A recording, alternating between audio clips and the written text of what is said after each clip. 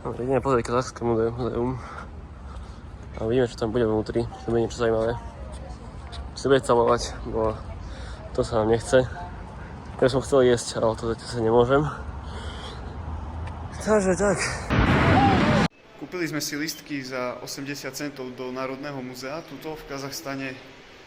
Takže ideme pozrieť hneď na úvod takéto vtačiky, orly, sokoly. Zajímavé, pekné. Ideme ďalej, je tu chladok. V tomto Kazachskom národnom múzeu ma zaujali dve veci. Táto lavička a tieto kosti slona alebo mamuta, asi mamuta. Toto sú nastené maľby. Rozmýšľame akurát, že či to není, že náhodou proste len sa to podobá. Ale tak vraj to robili oni. Toto je celkom dobré, koza.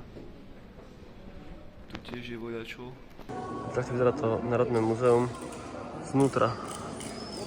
Takéto obrovská kupola. Wow. Je to banger. Je to veľké a nezažívne, keď je človek hladný. Pre porovnanie, že aké veľké sú tie vtáky, toto je nejaký orol, tak dosť veľké. Ak ťa tieto videá bavia, tak nás určite sleduj a celé časti nájdeš na našom YouTube.